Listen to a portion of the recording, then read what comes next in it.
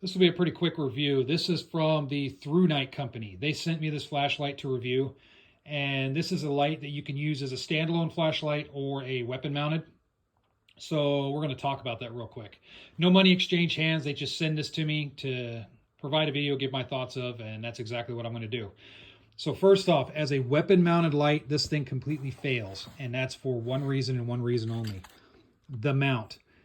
It comes with these cheap mounts that you can get off of Amazon. I think you could get them for like $5 or something like that. Completely stripped out, so it will not mount. That right there, instant fail. And the reason I say it's an instant fail is because this thing costs, what, around 60, 70 bucks online. If I'm going to pay 60, 70 bucks, I want the flashlight to at least mount correctly. So absolute fail right there. That's why I have this light configured as it's just a standalone flashlight. That's where I think it does decent. Now I have this handle it grips last stitch tape on this because it has some branding on it and a picture and all this stuff, and I hate excessive branding. You guys know that from my other videos. So I put tape over it. Just looks a little bit better, a little bit cleaner.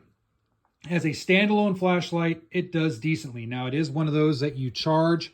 It has a rechargeable battery in it. So right here, some people like it, some people don't. This is the cord for it. So you can plug it into a charging block, charge it up, all that good stuff. It's okay for hardcore survival use. I'd rather have something that I can swap batteries out in. I'm not really a big fan of the USB charging for that, but for around the house or basic camping gear, that's all right. And that's what role this light is going to fulfill, is around the house or as a basic camping light. Now it does come with a red filter, and I think that's kind of neat. And the reason I say that is because for a tent light or something like that, if I need to leave the tent in the middle of the night because nature calls, something like that, I can use this with the red filter and it's not too bright. I can still see where I need to go. If I need to walk to the outhouse, if it's that type of campground, or if I just need to find a big tree or something, or I just need to look for something around in my tent, I can just turn this on, see what I'm doing, and it's not going to burn my eyes out. I'm not going to have this big 300 lumen, 1000 lumen light going off in my tent. It's going to pretty much blind me after I just woke up. So I really dig that. And also walking around the house, I dig a red light as well. It's just a lot better in the middle of the night. It's not as noticeable long distance either. So I think it excels in that as far as just a basic use camping flashlight or basic home flashlight. It's totally fine. It does have an extra button up here.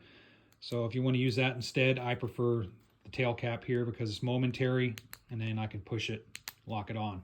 It does have different settings on it. I didn't bother to go through that because I'm not a big settings guy.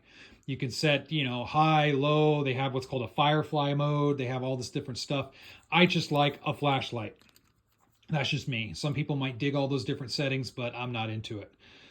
This clip is decent enough. It can be removed, but it looks to be stout enough that it won't break. This right here, pressure pad switch, an end cap if you wanted to throw this onto a gun or an airsoft gun or something. It's okay. It's a little bit flimsy, so with hard field use, I would assume that it'll fail over time.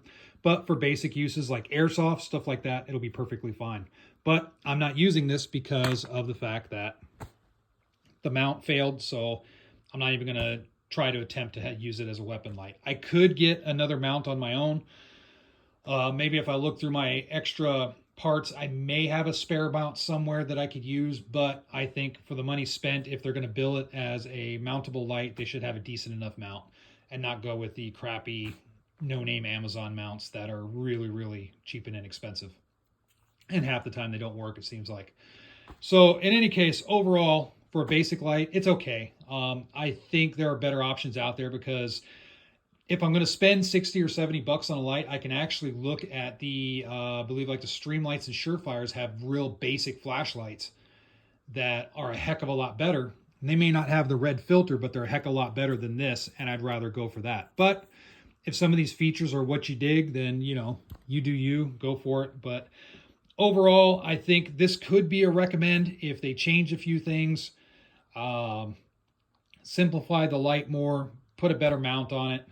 And I think, it might actually be a good, at least airsoft light or something you would mount to like a 22 rimfire or something like that. I think it would work. I think it would work pretty good. But currently as it is, I'm not going to recommend. If you happen to get one cheap enough and you just want a basic light, then sure, it'll work as that, but it's going to be a not recommend from me on these things. So, all right, feel free to put your thoughts below, whether good or bad, if you got any experience with these, and stay safe out there.